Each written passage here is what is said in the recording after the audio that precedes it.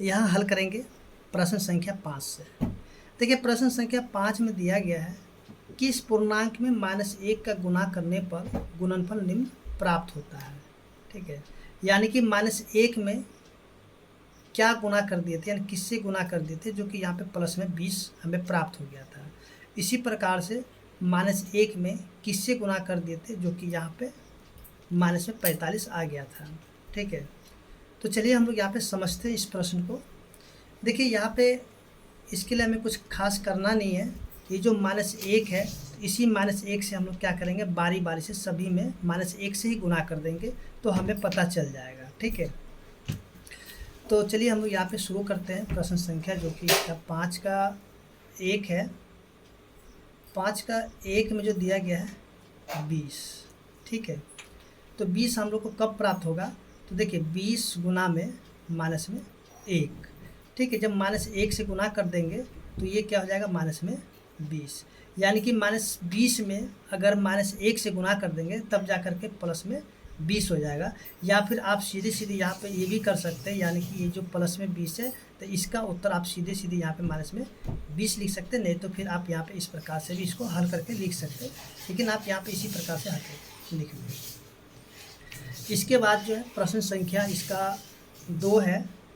देखिए 2 में जो दिया गया है, देखिए 2 में दिया हुआ है -45। ठीक है, तो -45 में क्या करेंगे, गुना कराएंगे माइनस में 1 से। तो देखिए माइनस माइनस हो जाएगा प्लस। अब 45 को 1 से गुना कराते तो हो जाता है 45, यानी कि प्लस में 45। अब देखिए ये जो 45 यानी प्लस जो है, प्लस का चिन्ह हम नहीं भी लिखेंगे तब पर भी हमारा उत्तर सही रहेगा। इसके बाद जो 3 नंबर है, देखिए 3 में दिया गया 0। देखिए यहाँ पे जो है 0 दिया हुआ है, तो 0 को भी क्या करते हैं, गुना कर देंगे -1 से, तब पर भी हम लोग को यहाँ पे क्या 0 ही प्राप्त होगा। ठीक है, इसके बाद जो है प्रश्न संख्या 4। देखिए 4 में दिया गया है 1, तो 1 को हम लोग गुना कर देंगे -1 से, तो क्या हो जाएगा, माइनस में 1 हो जाएगा। इसके बाद 5 नंबर है -50, तो -50 को क्या करेंगे, गुना करेंगे -1 से, तो ये हो जाएगा प्लस में 50। ठीक है, तो इस तरीके से जो प्रश्न संख्या 5 है हल हो चुका है। उम्मीद करते हैं कि आपको समझ में आ गया होगा। अब हम लोग यहाँ पे देखते हैं अगले प्रश्न को, जो कि प्रश्न संख्या 6 दिया गया है। देखिए 6 में जो दिया गया है -4 गुना में 0 बराबर 0 है होता है। ठीक है, के आधार पर हमें बताना है कि दो ऋण पूर्णांकों का गुणनफल धनात्मक पूर्णांक होता है। जैसे कि संकेत में यहाँ पे दिया हुआ है -4 गुना में ब्रैकेट में 2 माइनस में 2 बराबर 0, या -4 गुना में ब्रैकेट में क्या 2 प्लस में फिर ब्रैकेट -2। ठीक है, तो ये भी क्या हो जाएगा, 0 के बराबर हो जाएगा। फिर से -4 गुना में 2 प्लस फिर से ब्रैकेट में -4 गुना में -2, तो ये भी क्या हो जाएगा, यहाँ से देखिए ये हो जाएगा माइनस में 8 और ये हो जाएगा प्लस में 8। ठीक है, तो इसको घटाएंगे तो ये भी क्या हो जाएगा, 0 के बराबर हो जाएगा।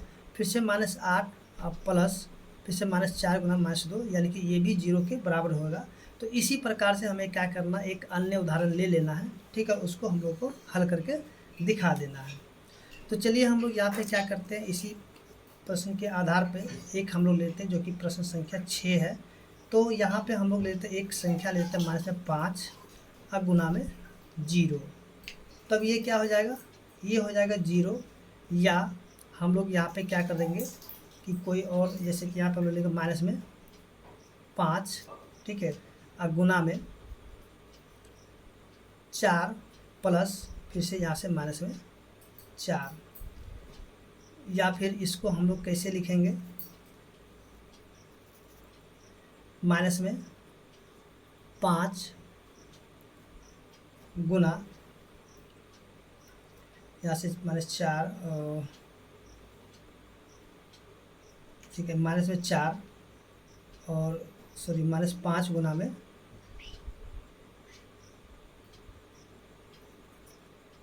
-5 गुना में 4।